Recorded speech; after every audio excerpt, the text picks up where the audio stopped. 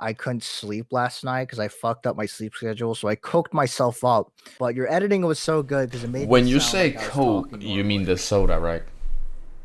Yeah. I had 2 aim coaches and here's what I learned. This video would be very technical, but I promise that there's a bunch of gameplay too and even ranked games. Now the first coach I hired was Titan0s. This guy said he won't buy my aim coaching unless I guess his sense. On the first clip, I could tell he played the lowest sensitivity he's ever played, 0.3 or lower. You know, got it right. So I wanted to ask him to guess my sense. Can you try to guess my sense right now? If I show you 2 clips. Ooh, okay, I'll try.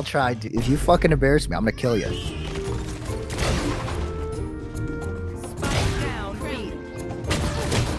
You raised your sense from last time. Wow. Okay. That's one good pick. That's two. That's three. I think it went up to 0.38, 0.39 around there. In that realm. Wow.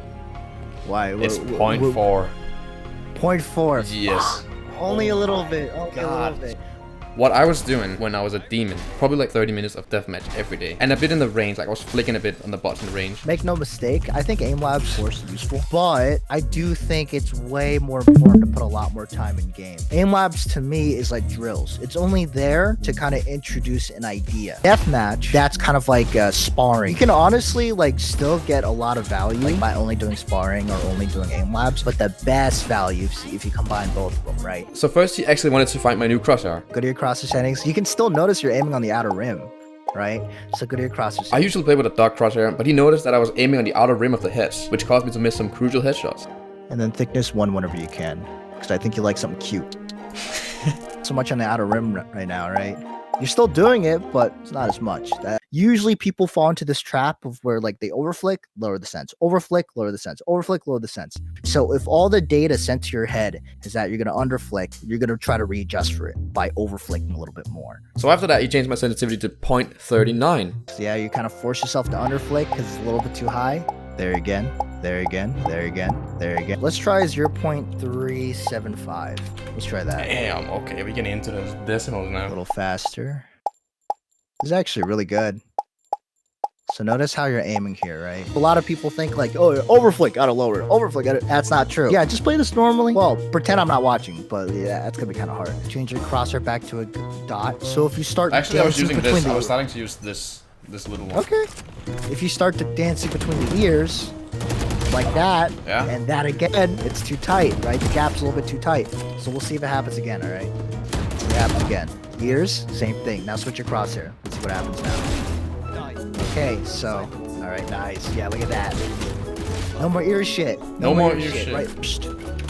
Try to pause. So my biggest problem was the fact that I only tapped basically. And to be honest, that aim strat works really well if you have warmed up, but it's not really that diverse.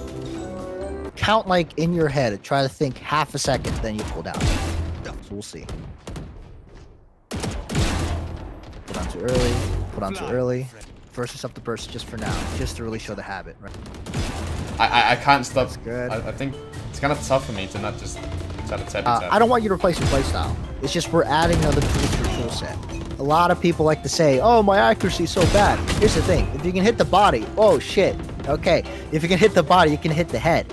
I'm going to weaponize you, bruh. So, like, you know, again, playstyle. Don't replace it, right? We're just adding some other shit to it now. So for the first time in my life, someone actually wanted me to work on spraying as well. Because when you're close range to people and multiple people peek you, then it's way faster to tap the first person and then keep your spray and spray channel to the next person. Even though Valorant sprays are kind of random. Yeah, bro. That's kind of the most I can see right here. You want a 1v1? Oh. Alright, let's fight, let's fight. Nice. I know how to make it. Oh, okay. Oh, you fucker. Wait. One tap, one tap. Ooh! Dude, so you're married, right? Huh? You're married, right? I remember you telling me that. You have a wife? What the fuck are you talking about? You don't have a wife? But you're married. Wait, where's this coming from? Oh, don't you dare pop into me, you little... Oh, you fucker. So next up I hired Mistakem, and here's what happened.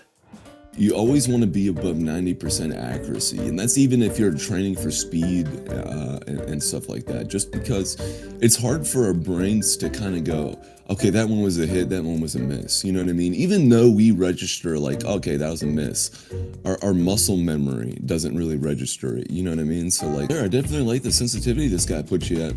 So you kind of want to get like a mix of everything when it comes to warm-up, you know? 2 iterations of speed, generally, like at the least, 2 iterations of precision, 2 iterations of, you know, flicking, or whatever the case may be. Whereas when you're actually training, you want to focus on just one category at a time. So for me, like, I'll spend 40 minutes, maybe 45 minutes, just working on just micro adjustments, and then the next day I'm working on just precision. First did a little practice range, then deathmatch, and then he said something I think is very relevant for people who are learning counter-strafing.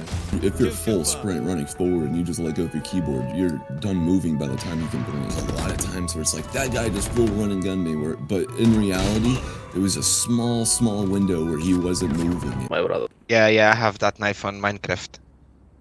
Now this game was going very well. We were basically running them down B long every round, so your typical rank game. They had eco there. And as we were in the lead, winning obviously, our Astra made one simple little mistake, and then this happened. Nice, Astra, nice, motherfucker, I your mother. Oh.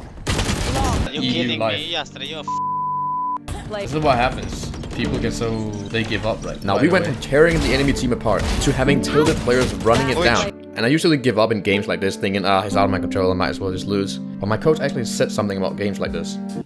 So whether that's Jet just running it down and whatnot, don't be scared to go ahead and get on the mic and try to get him to reset back to default, you know what I mean? Get back to, hey, let's win this. 60% of the time when I have someone throwing my game, I'm able to get them to stop throwing and actually care. But that last 40%, like, there's no helping them. They probably need a therapist type shit, you know what I mean? A lot of Valorant players need a therapist. So, you wanna chuck a nade here? Now this game was actually the exact opposite of the last game. This game we were behind, yet no one gave up and everyone tried to win. Nice, can we go What? See. And the absolute most crucial round that we had to win, to turn around the game, went like this. One rush. Coming out. Dead.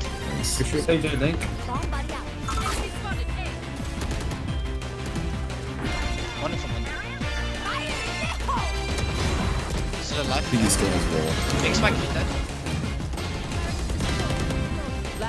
He's on top.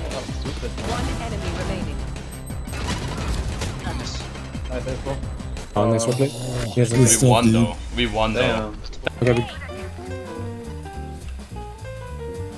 Oh man. Close breach flash. I disconnected. On side.